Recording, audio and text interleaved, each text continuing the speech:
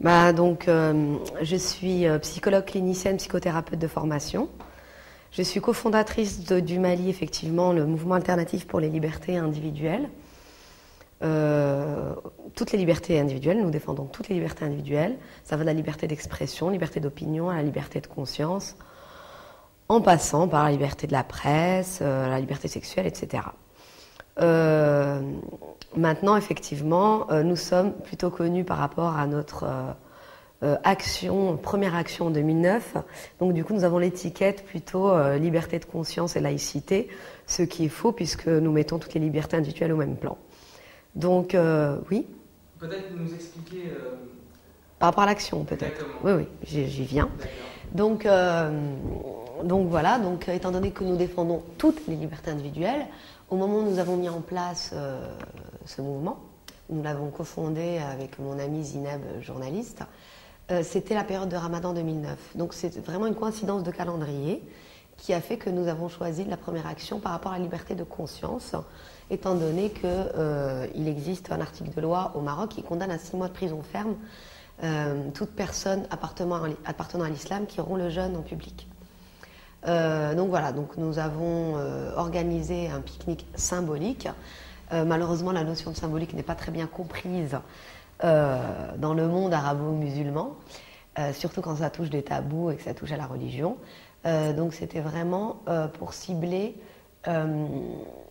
pointer du doigt cette liberté de conscience que l'on n'a pas et le fait que nous avons une religion octroyée à la naissance et que donc on nous imposait de pratiquer cette religion et de nous conformer à toutes les lois qui sont issues de la religion musulmane et du Coran, et notamment donc la pratique du mois de Ramadan qui est obligatoire au risque de se retrouver en prison. Donc voilà, nous trouvons cela quand même choquant et cela démontre une espèce de quand même fascisme religieux au Maroc. Donc voilà, nous avons pris cet exemple parce que c'est le plus flagrant, mais il y a plusieurs exemples de ce fascisme religieux au Maroc. Mais le Ramadan étant ce qu'il est et l'importance qu'il a au Maroc, et le fait d'être vraiment condamné à de la prison, c'était quand même l'un des articles de loi les plus liberticides au niveau de la liberté de religion et la liberté de conscience.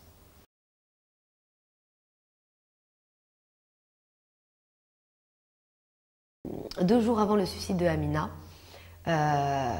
donc c'était le 10 mars, 2 jours avant c'était le 8 mars, la journée de la femme, Mali a sorti un communiqué qui est passé inaperçu. Et notre communiqué du 8 mars se fondait sur cet article de loi et sur le fait qu'un violeur épousait sa victime. Donc voilà, donc le 8 mars s'est passé relativement inaperçu dans les médias. Nous l'avons envoyé à plusieurs médias, à plusieurs journalistes, etc., plusieurs associations, et ça n'a pas été pris au sérieux plus que cela. Et puis, comme par hasard, 2 jours après, il y a le suicide de cette jeune fille, et donc cet article a fait boum. Donc voilà, donc il faut quand même savoir que cet article n'encourage pas littéralement le mariage du violeur avec sa victime. Il est interprété comme tel par le juge, le procureur, le système judiciaire. Donc ce qui se passe là au Maroc, c'est que voilà, il y a eu cet effet, il y a eu le buzz, il y a eu des gens qui en ont parlé, mais paradoxalement et malheureusement, je trouve qu'il n'y a pas eu assez de personnes impliquées réellement sur le terrain et qui vraiment parlent, à part être choquées, puis effectivement dire 2-3 mots sur les réseaux sociaux. C'était une immense déception, le sitting organisé à Rabat par exemple. Très peu de monde, donc très peu de mobilisation. Donc ce que je constate par rapport à tous les drames sociaux ou autres, aux atteintes des libertés, aux problèmes politiques, etc. qui se passent au Maroc, je constate que les Marocains se mobilisent très peu.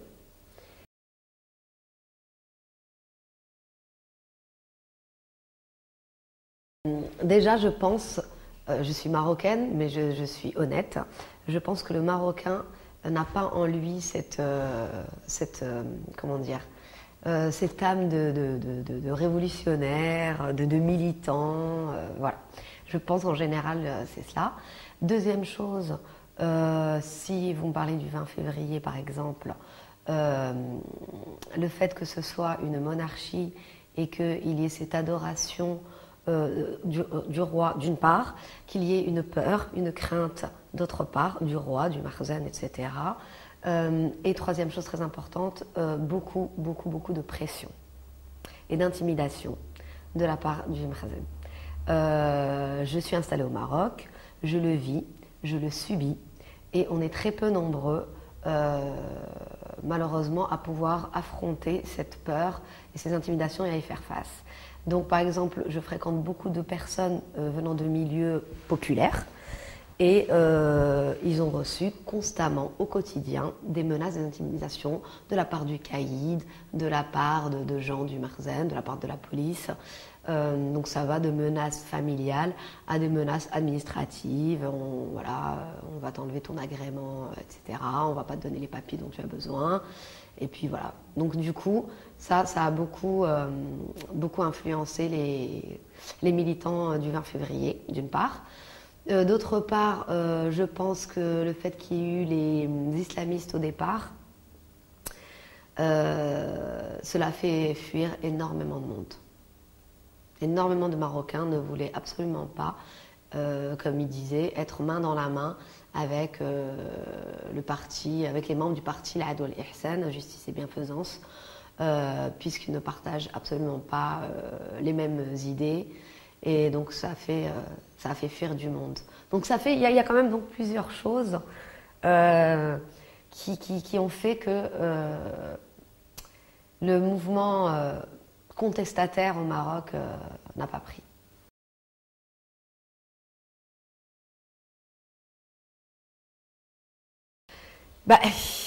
On a entendu beaucoup de choses, il y a eu plusieurs théories, et puis il y a le terrain aussi qui me fait dire autre chose parce que j'étais sur le terrain avec eux. Il y a la théorie du fait qu'il y a eu une espèce de tactique puisque le PJD a remporté les élections, donc voilà, ils sont quand même de la même mouvance, quoi qu'on dise, donc voilà, une mouvance islamiste. Par rapport à la coordination de Rabat, je ne peux pas parler du mouvement du vin dans tout le Maroc. Je connais bien Casa, mais je connais très très bien Rabat vu que j'en fais partie. Il y avait beaucoup de conflits par rapport justement à la liberté de conscience et à la laïcité. On peut appeler ça laïcité, sécularisme, enfin bon, après chacun appelle comme il veut. En tout cas, cette séparation du politique et du religieux et le choix personnel de pratiquer ou de ne pas pratiquer une religion. Donc nous à Rabat, par exemple, ça on l'a énormément senti et il y avait d'énormes conflits, ce qui relie aussi le fait du statut de la femme. Hein. Donc les femmes militantes dans la coordination, il y a eu beaucoup de conflits, il y a eu des agressions verbales, il y a eu des agressions physiques. Dès qu'il s'agissait de parler de religion, slogans religieux et du rôle de la femme militante au sein du mouvement. Donc ça a beaucoup joué, je pense. En tout cas à Rabat c'est sûr, parce que Rabat, le mouvement Adl al-Ihsan s'est retiré avant que ce soit officiel, avant qu'il ne se retire officiellement du mouvement national.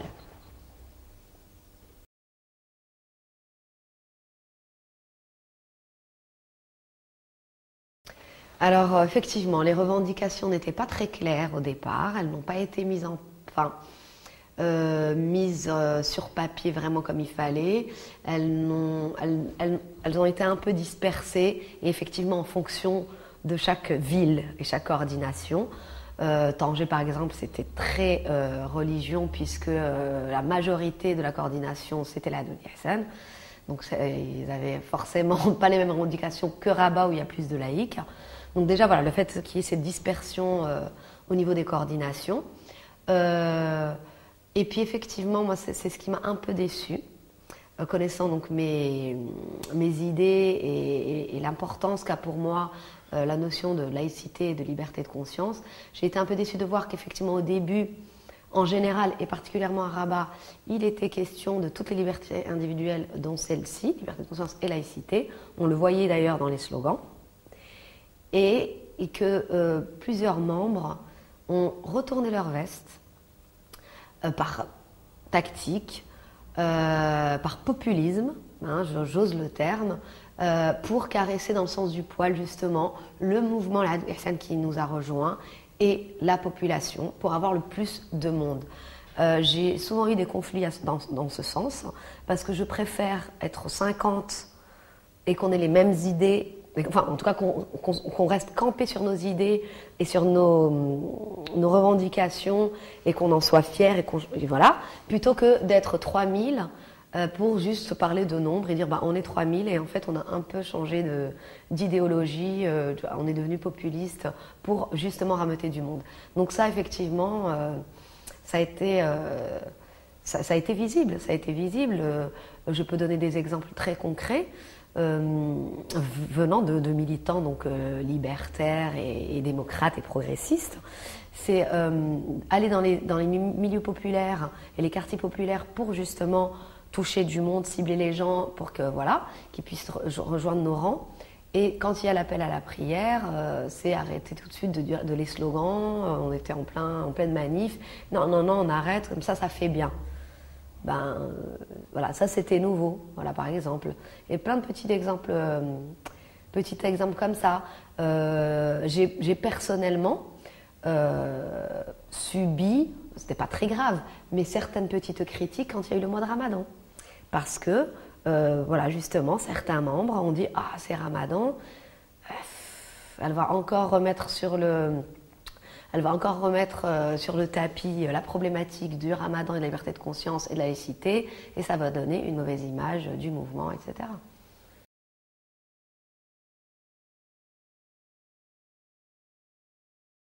Le mouvement a imposé, c'est sûr.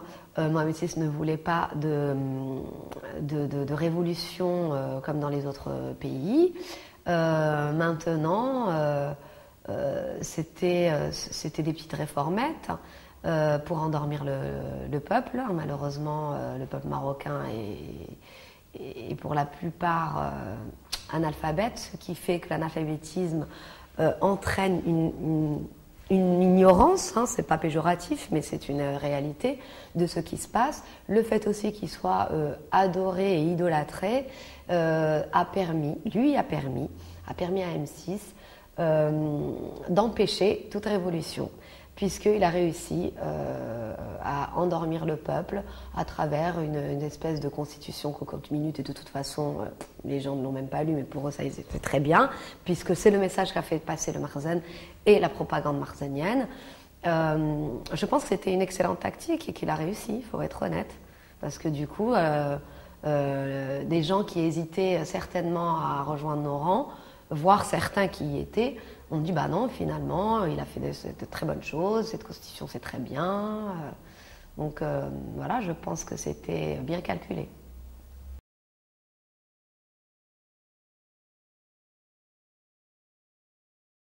Non, je n'y crois pas du tout. De toute façon, la constitution est exactement la même que la précédente. Il y a juste des petites modifs où on doit lire entre les lignes. Mais donc non, il n'y a aucun changement, c'était pas du tout démocratique. Il a nommé lui-même la commission. Enfin, il n'y avait rien de nouveau, rien de progressiste, rien de... il n'y avait pas à applaudir comme l'ont fait certains pays étrangers. Par rapport à la Constitution toujours, l'ancien article 19 qui conférait à Mohamed VI le caractère sacré et inviolable a été remplacé par un article sur la parité pour la parité de la femme, excusez-moi. Quand on sait encore qu'aujourd'hui une femme hérite de la moitié, qu'est-ce que vous pouvez dire par exemple sur ce cas bien précis? Alors justement, j'ai beaucoup de problèmes avec les féministes marocaines parce que sans vouloir les stigmatiser, elles sont effectivement pour la plupart très marzeniennes, donc applaudissent au moindre soi-disant changement, même quand il n'y en a pas, puisqu'elle y voit un changement. Donc en ce qui concerne l'article 19, au sujet de l'égalité homme-femme, ces féministes-là, pour ne parler que d'elles, mais d'autres membres de la société civile applaudissent également, je me demande si elles lisent l'article au complet, puisqu'effectivement il parle de l'égalité homme-femme, et pour la première fois c'est écrit noir sur blanc. En revanche, la fin de l'article précise bien, dans le respect dans le respect de l'islam et des lois nationales, etc. C'est que finalement, il n'y a pas d'égalité. Puisqu'on parle d'égalité, mais attention, on ne doit pas toucher à ceci, on ne va pas toucher à certaines lois, on ne va pas toucher à ce qui vient du Coran, on ne va pas toucher à ce qui vient de l'islam. Donc finalement, la femme, comme vous disiez, va hériter de moitié. La femme musulmane ne peut pas épouser l'homme de son choix, puisqu'elle doit forcément épouser un musulman, etc. etc. Donc au final, cet article est un leurre. C'est un leurre et on essaye de faire passer ce message. Malheureusement, les grosses associations féministes au Maroc qui ont plus de pouvoir que nous font passer le message que c'est un excellent article. Et pour anecdote, on avait organisé une grosse marche le 8 mars à Rabat et j'ai dû personnellement me retirer de la marche et certains membres de Mali également à cause des revendications de cette marche, puisqu'il était clairement précisé ces associations-là, dont je m'étais associée au départ et je me suis retirée finalement, demandaient clairement l'application de l'article 19 de la Constitution. Donc je leur ai expliqué que j'étais contre cette Constitution à la base et contre cet article.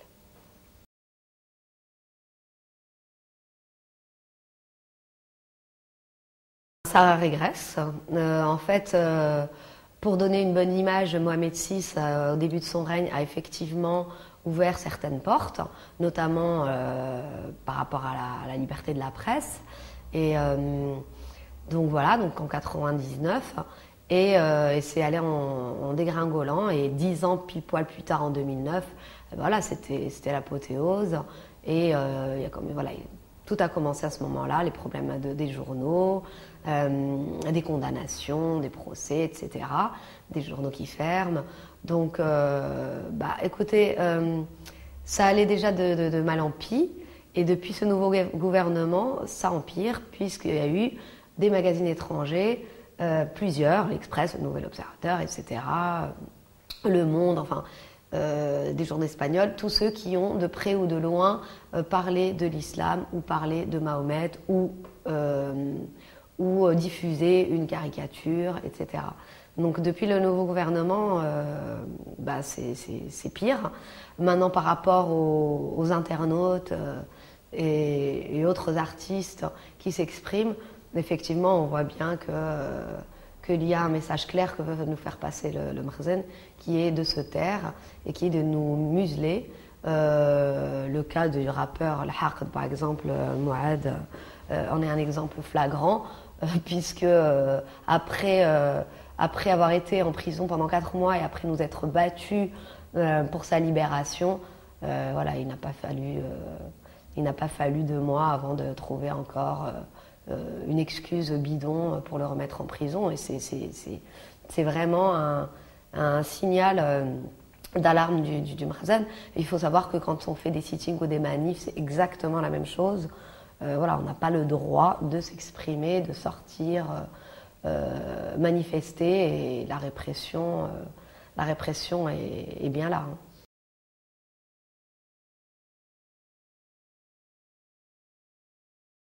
C'est un amour parce que c'est une dictature et que c'est ce qu'on transmet, et on transmet ça dès l'enfance. Je suis bien placée pour en parler vu que je suis psy et je suis spécialisée en sciences de l'éducation en plus. Donc dès petit, la personne, on lui inculque, que ce soit la famille, l'entourage, la société, l'école, que c'est normal, comme c'est normal d'aimer papa, maman, et ben c'est normal d'aimer son roi. Donc quand on inculque ça, l'enfant grandit comme cela. Moi-même, si j'avais pas eu la famille que j'avais, je trouvais ça, au départ, quand j'étais gamine, tout à fait normal de l'idolâtrer, de le voir à la télé, etc. Maintenant, c'est parce que la famille que j'ai et l'entourage que j'ai eu m'ont permis d'évoluer autrement. Donc voilà pour répondre à la deuxième question. Donc il y a, je pense, un vrai amour, bien plus que de la peur. C'est vraiment une passion et c'est le père de la société. Il est considéré comme tel, personne sacrée à respecter au-delà de l'être humain. Parce que si on reste concentré sur les revendications du mouvement du 20 février, il s'agit de monarchie parlementaire. Donc voilà, il ne s'agit pas de faire sauter M6 ou de demander une république. Je parle des revendications officielles. Mais il y a une deuxième charte, maintenant arrêtez-moi si je me trompe, dans laquelle le mouvement du 20 février n'a pas statué comme plafond la monarchie parlementaire. Exactement. D'accord. Si vous pouvez reprendre l'explication à ce niveau-là. Voilà, donc du coup, oui, mais ça reprend ce que je disais au début, où nous n'étions pas tous complètement d'accord au sein du mouvement, et toutes les coordinations, effectivement, n'avaient pas statué sur les mêmes revendications. Donc voilà, ça rejoint ce que je disais. Une partie des membres demande une monarchie parlementaire, une autre partie ne parle pas du tout de monarchie parlementaire, ni de république, ni de quoi que ce soit. Donc voilà, mais en tout cas, quelles que soient les revendications, il ne s'agit pas de demander une république. Enfin, personne n'a officiellement tenu ce langage. Après, on le tient officieusement entre nous ou dans les réseaux sociaux, voilà, mais ce n'est pas une demande claire du mouvement. Voilà. Et donc, ça, c'est une des raisons pour lesquelles, effectivement, la personne du roi n'est pas personnellement ciblée. En revanche, la personne du roi a été, effectivement, comme vous l'avez dit, touchée par rapport à d'autres choses, par rapport à tous les pouvoirs qu'il a encore en main, par rapport à l'argent du peuple. Il y a eu quand même des manifestations où, à ce niveau-là, il y a eu des messages clairs à son encontre. Mais il ne s'agissait pas effectivement d'un M6 dégage. Ça faisait plus avertissement, où on n'est pas d'accord avec ceci et cela. La Constitution, la nouvelle Constitution vous laisse quand même tous les droits, tous les pouvoirs, etc. Donc effectivement, il n'y a pas eu clairement de M6 dégage. C'est pas forcément par peur, parce que les gens qui manifestent, qui disent les choses n'ont pas peur, mais je pense que c'est le fait que ce ne soit pas très clair dans les revendications, et que chaque personne qui s'exprime représente le mouvement et l'idéologie entre guillemets du mouvement. Donc c'est plus de ce côté-là que ça se joue.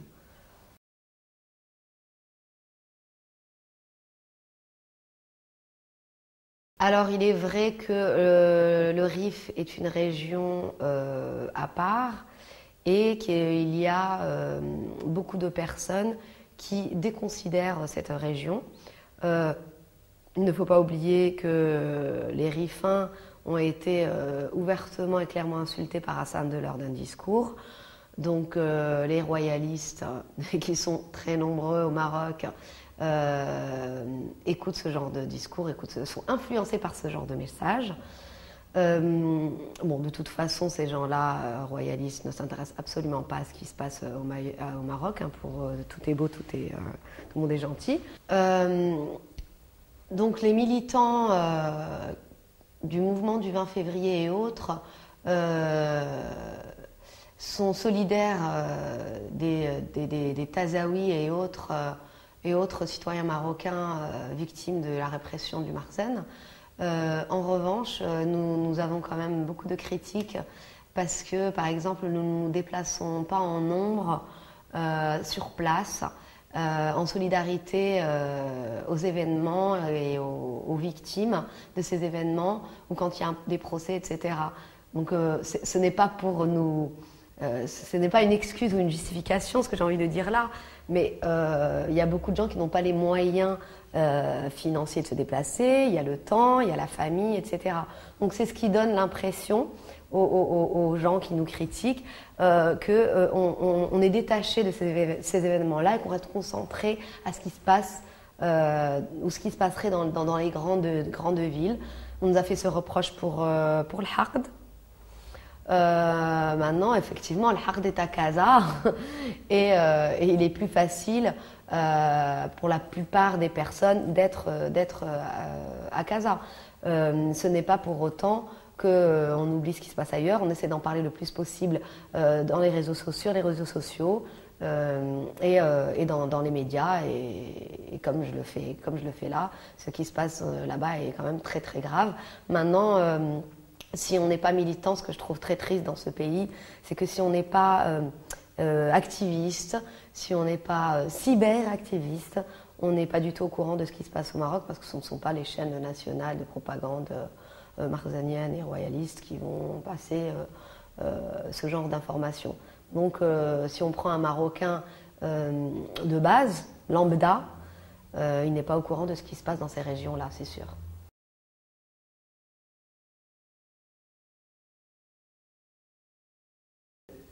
C'est une monarchie absolue, c'est une autocratie. C'est une dictature. Je le dis clairement, je l'ai toujours dit. Maintenant, après, il y a des comparaisons. Quand on nous dit que ce n'est pas la Corée du Nord, j'entends bien que ce n'est pas la Corée du Nord, mais ce n'est pas la Suède non plus. Donc, c'est ce que je réponds à chaque fois. Ce n'est pas une question de comparaison. Bien sûr qu'il y a pire, mais il y a mieux.